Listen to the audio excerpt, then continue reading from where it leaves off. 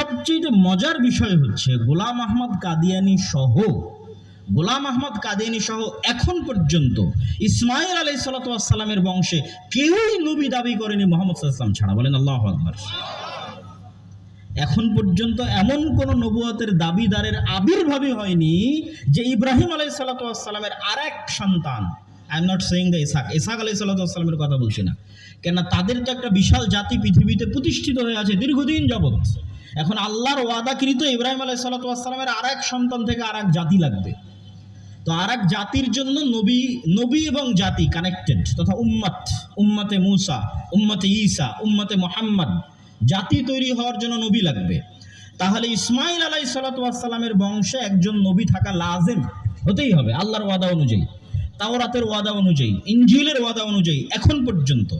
কিন্তু আশ্চর্যের বিষয় হচ্ছে পৃথিবীতে এখন পর্যন্ত ইসমাইল আলাইহিস সালামের বংশের মধ্যে কেউই নবুয়তের দাবি করেনি। কে ছাড়া বলেন তো? মুহাম্মদ সাল্লাল্লাহু আলাইহি ওয়াসাল্লাম ছাড়া। ওয়াসসালাতু ওয়াসসালামু আলা মান লা নাবিয়্যা বা'দাহ। যাবতীয় প্রশংসা, হামদ ও সানা মহাপরাক্রমশালী আল্লাহ সুবহানাহু ওয়া তাআলার জন্য। সকলেই বলি আলহামদুলিল্লাহ। দরুদ ও সালাম বর্ষিত হোক পৃথিবীর সর্বশেষ ও সর্বশ্রেষ্ঠ রাসূল আহমদ মুহাম্মদ মুস্তাফা সাল্লাল্লাহু আলাইহি ওয়াসাল্লামের প্রতি। সম্মানিত উপস্থিতি, বিশাল আয়োজন, অনেক বক্তা, এই জন্য সংক্ষিপ্ত সময়ের মধ্যে গুরুত্বপূর্ণ কিছু কথা আপনাদের সামনে তুলে ধরব ইনশাআল্লাহুল আজিজ। ওয়া মা তৌফিকি ইল্লা বিল্লাহ। আল্লাহ সুবহানাহু তাআলা যখনই কোনো আসমানি কিতাব অবতীর্ণ করেছেন, তখনই সেই আসমানি কিতাবের সাথে একটি বাক্যাংশ যুক্ত করেছেন, মুসাদ্দিকাল লিমা বাইনা ইয়াদাইকুম আও মুসাদ্দিকাল লিমা বাইনা ইয়াদাইয়া। ইনজিল অবতীর্ণ করার সময় এটিই বলেছেন, কোরআন অবতীর্ণ করার সময় এটিই বলেছেন যে আমি যে কোরআন অবতীর্ণ করছি, এই কোরআন সত্যায়নকারী তোমাদের পূর্ববর্তী আসমানি কিতাব ইনজিল তথা বাইবেলের। আর আমি যে ইনজিল বা বাইবেল অবতীর্ণ করছি, এটি সত্যায়নকারী তোমাদের পূর্ববর্তী কিতাব তাওরাতের। এগুলো একটি আরেকটির মিথ্যায়নকারী নয়। ঠিক তেমনি আদম আলাইহিস সালাতু ওয়াসসালাম থেকে নিয়ে শুরু করে মুহাম্মদ সাল্লাল্লাহু আলাইহি ওয়াসাল্লাম পর্যন্ত কোনো নবী আর এক নবীর প্রতিদ্বন্দ্বী নন। কোনো নবী আর এক নবীর বিরুদ্ধে বলেননি। সব নবী আর এক নবীর সত্যায়নকারী।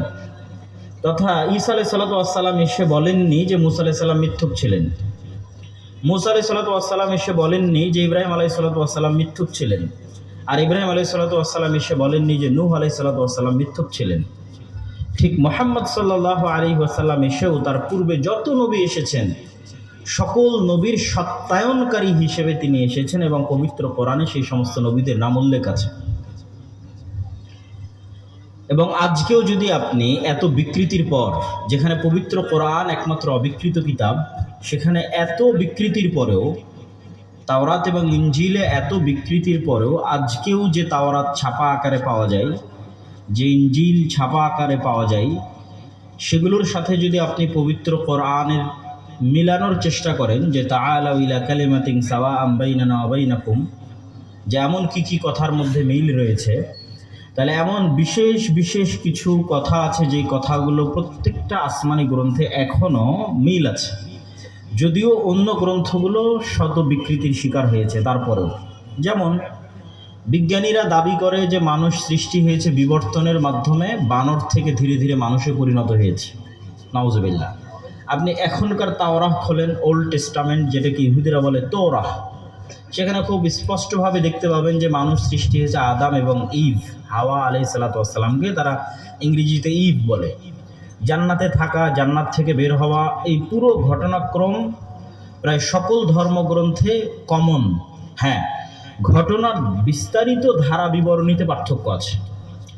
বাইবেলে হয়তো সাপের আকৃতিতে কোনো একটা কিছু এসেছে, সেটি আদম আলাইহিস সালাতু ওয়াসসালামকে পথভ্রষ্ট করার চেষ্টা করেছে, এরকম বর্ণনা আছে, যেটা কোরআনে নাই। কোরআনে সকল ফেরেশতা আদম আলাইহিস সালাতু ওয়াস সালামকে সিজদা করেছে, ইবলিস সিজদা করেনি, এই বর্ণনা আছে, এই বর্ণনা বাইবেল এবং তাওরাতে নাই। এরকম কিছু পার্থক্য আছে, কিন্তু মৌলিকভাবে পৃথিবীর সকল মানুষের পিতা যে আদম, এবং আল্লাহ সুবহানাহু ওয়া তাআলা যে মাটি থেকে আদম আলাইহিস সালাতু ওয়াস সালামকে সৃষ্টি করেছেন, এবং আদমের স্ত্রী হাওয়া, এই দুইজন থেকে যে পৃথিবীর সকল মানুষ তৈরি হয়েছে, তারা যে জান্নাতে ছিলেন এবং জান্নাতে একটি নিষেধাজ্ঞা লঙ্ঘন করার কারণে তাদেরকে দুনিয়াতে নামিয়ে দেওয়া হয়েছে, মৌলিক এই বর্ণনায় এখন পর্যন্ত সকল ধর্মগ্রন্থ এক। তারপরে আপনি যদি কমন, আমি দুই তিন আমার বক্তব্য চলে যাবো, যেমন মহাপ্লাবন, যা আর কোনোদিন হয়নি। এই মহাপ্লাবনের বর্ণনা যেমন পবিত্র কোরআনে আছে, এই মহাপ্লাবনের বর্ণনা তেমন তাওরাতে আছে, এই মহাপ্লাবনের বর্ণনা তেমন ইনজিল বা বাইবেলেও আছে। কিন্তু ঘটনার ধারা বিবরণীতে পার্থক্য আছে। যে নূহ আলাইহিস সালাতু ওয়াস সালামের একজন সন্তান নূহ আলাইহিস সালামের কথা অমান্য না করার কারণে পানিতে ডুবে গেছে, এই বর্ণনা শুধু কোরআনই আছে। এই বর্ণনা অতীতের ধর্মগ্রন্থগুলোতে এখন নাই, থাকতে পারে বিকৃতির মাধ্যমে হারিয়ে গেছে। ঠিক তেমনি কতদিন যাবৎ বৃষ্টি হয়েছিল, কত মানুষকে নৌকাতে উঠানো হয়েছিল, কত জীবজন্তুকে উঠানো হয়েছিল, কোন পাহাড়ে নৌকাটা গিয়ে থেমেছিল। বাইবেল এবং তোরাতে বলা আছে আরারাত পাহাড়ে, আর কোরআনে বলা আছে জুদি। হয়তো হতে পারে একই নামের পার্থক্য, কিন্তু মৌলিক ঘটনায় মিল আছে যে পৃথিবীতে এমন ভয়ঙ্কর এক মহাপ্লাবন হয়েছিল, যে মহাপ্লাবনে সমগ্র পৃথিবী ডুবে গেছিল এবং নির্ধারিত কিছু ইমানদার মানুষকে বাঁচিয়ে নেওয়া হয়েছিল। এবার আসি 3 নাম্বার, যেটার সাথে আমাদের এই আলোচনা মিলবে, সেটি হচ্ছে ইব্রাহিম আলাইহিস সালাতু ওয়াস সালাম, আবুল আম্বিয়া, সকল নবীর পিতা। ইব্রাহিম, ইসহাক, ইসমাইল, হাজেরা, সারা, 5 জন। এই 5টা নাম সকল ধর্মগ্রন্থে কমন। আমরা বলছি হয়তো হাজেরা, ইংরেজিতে লেখা আছে হাগার, HAGAR। আমরা বলছি ইব্রাহিম, ইংরেজিতে লেখা আছে আব্রাহাম। আমরা বলছি ইসমাইল, ওরা উচ্চারণ করতেছে SH, ইসমাইল, ইসমাইল। আমরা বলতেছি ইসহাক, তারা উচ্চারণ করতেছে আইজ্যাক।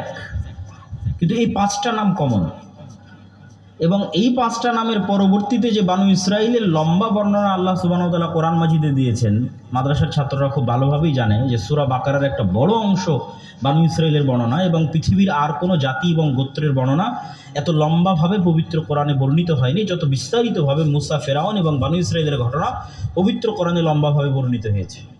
এবং এর কারণ হচ্ছে যে উম্মতে মুহাম্মাদি একসময় বানু ইসরাইলের মতো হয়ে যাবে, ফলত তাদের শিক্ষা বানু ইসরাইলের ঘটনা থেকে নিতে হবে।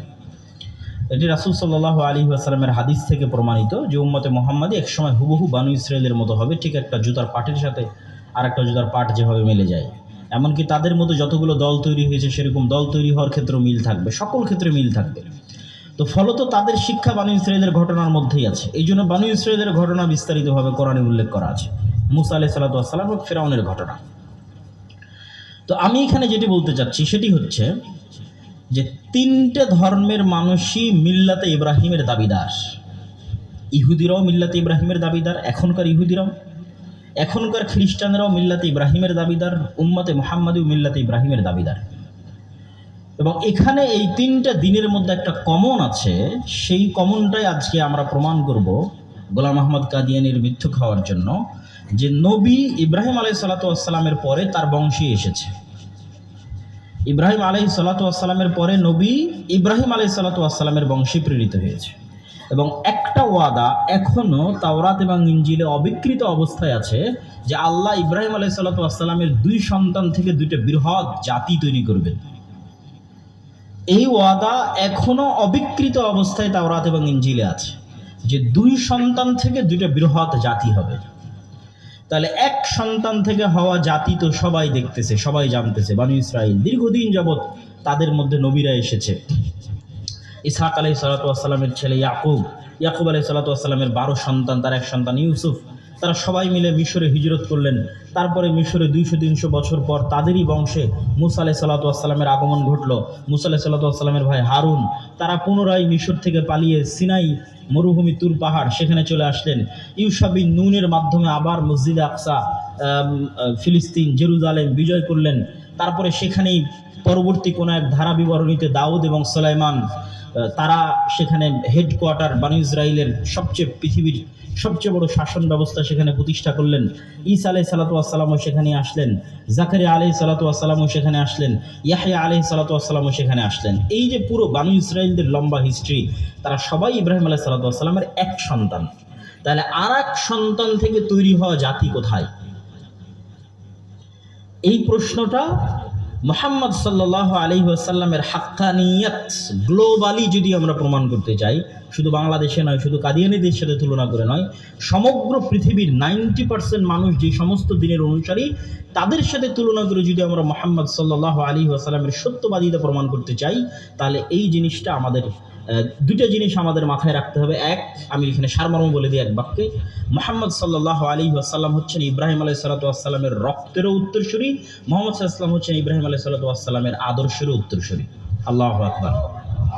মুহাম্মদ সাল্লাল্লাহু আলাইহি ওয়াসাল্লাম ইব্রাহিম আলাইহিস সালাতু ওয়াস সালামের খাঁটি রক্তের উত্তরসূরি এবং ইব্রাহিম আলাইহিস সালাতু ওয়াস সালামের খাঁটি আদর্শের উত্তরসূরি। এই জন্য দেখবেন কোরআন বারবার ইহুদি এবং খ্রিস্টানদের সাথে চ্যালেঞ্জ দিচ্ছে যে তোমরা মিল্লাতে ইব্রাহিমের অনুসারী নও।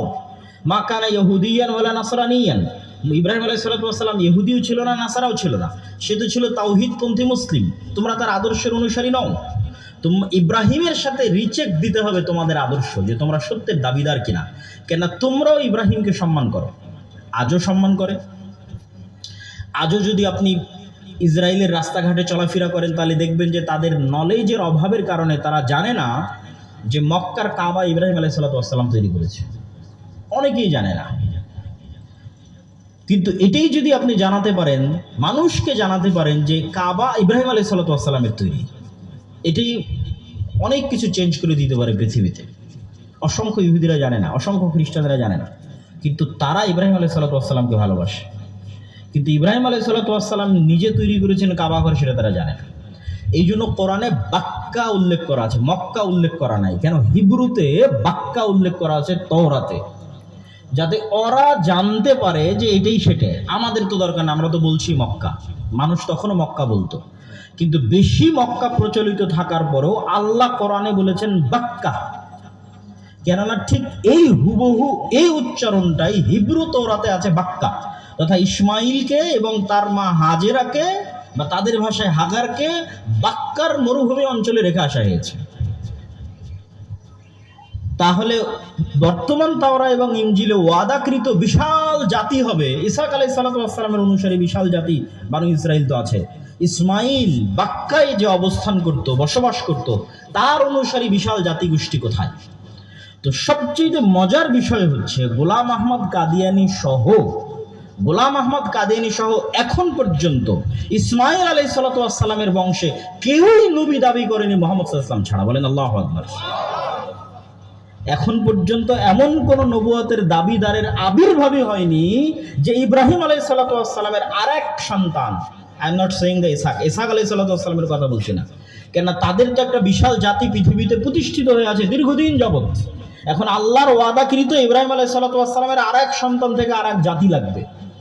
তো আরেক জাতির জন্য নবী এবং জাতি কানেক্টেড, তথা উম্মতে মুসা, উম্মতে ঈসা, উম্মতে মুহাম্মদ, জাতি তৈরি হওয়ার জন্য নবী লাগবে।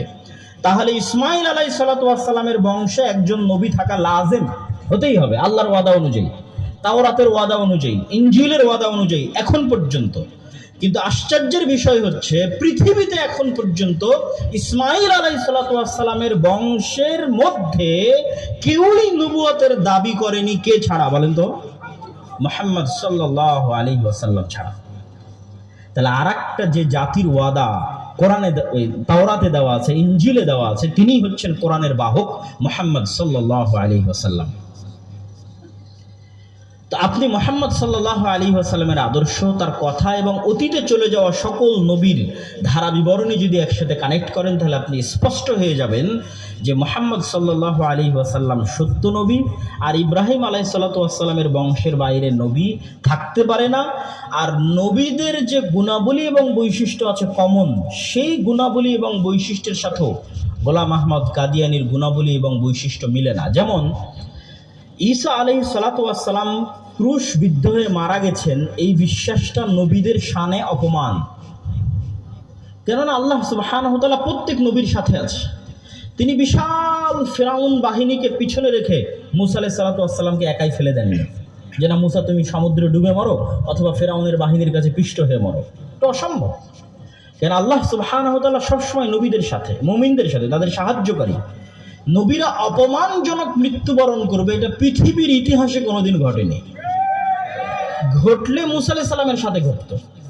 সেখানে আল্লাহ পৃথিবীর এত বড় আশ্চর্যজনক ঘটনা ঘটিয়ে দিলেন, সমুদ্রের মধ্যে রাস্তা তৈরি করে দিলেন, যেটা মুসা আলাইহিস সালাম আগে থেকেই বিশ্বাস রাখতেন, আল্লাহর উপর আস্থা রাখতেন।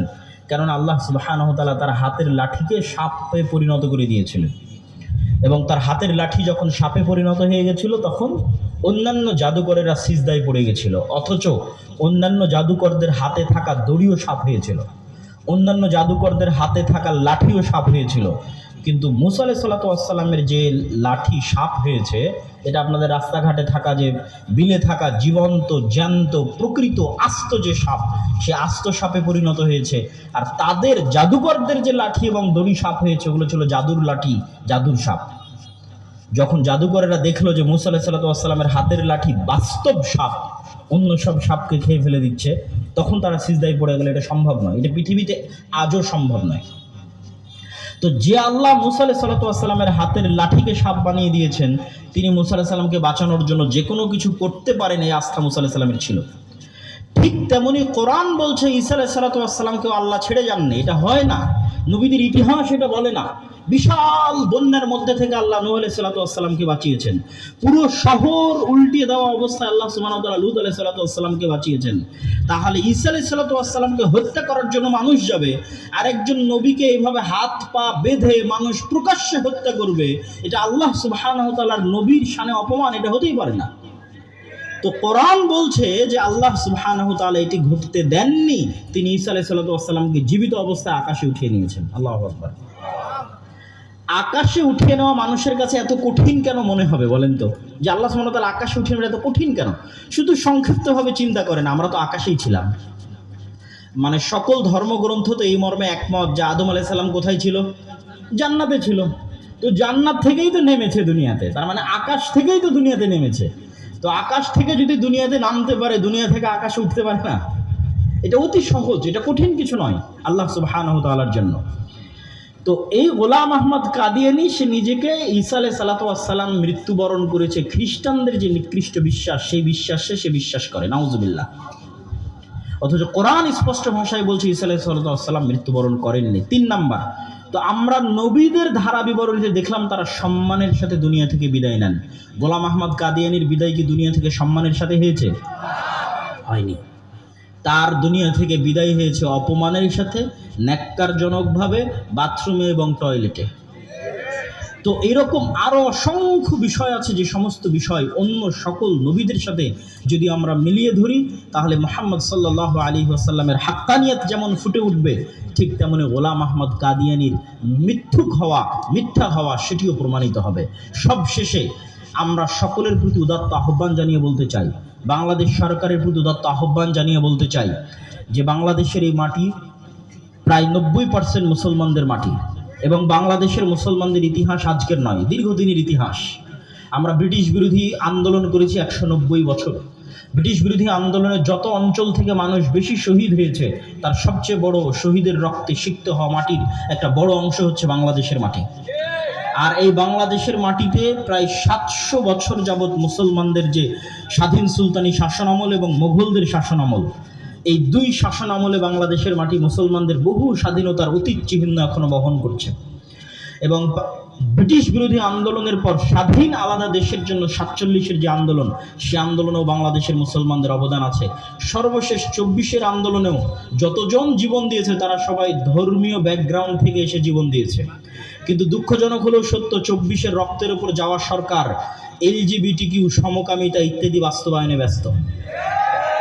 তো আমরা এই সরকারকে হুঁশিয়ারি জানিয়ে বলতে চাই যে বাংলাদেশে জুলুম করে কেউ টিকেনি, অত্যাচার করে কেউ টিকেনি। মুসলমানদের যে নৈতিক দাবি এবং অধিকার, পাকিস্তানেও যেটি বাস্তবায়ন হয়েছে, পৃথিবীর বহু দেশে যেটি বাস্তবায়ন হয়েছে, সেটি হচ্ছে গোলাম আহমদ কাদিয়ানীরা নিজেদেরকে মুসলিম বলে দাবি করতে পারবে না। তাদেরকে কাফের হিসেবে রাষ্ট্রীয়ভাবে ঘোষণা দিতে হবে। এই দাবি সরকার মহোদয়ের কাছে রেখে আজকের এই অনুষ্ঠানের সংক্ষিপ্ত বক্তব্য, এবং সকলের কাছে অনুরোধ করব যে শুধু এইভাবে বক্তব্য দেওয়ার মাধ্যমে নয়, বরং প্রকৃত মুহাম্মদ সাল্লাল্লাহু আলাইহি ওয়াসাল্লামের অনুসারী হওয়ার মাধ্যমে আমরা যেন জান্নাতে যেতে পারি। আল্লাহ সুবহানাহু ওয়া তাআলা আমাদের সেই তৌফিক দান করুক। আল্লাহুম্মা আমিন। আসসালামু আলাইকুম ওয়া রাহমাতুল্লাহি ওয়া বারাকাতুহু।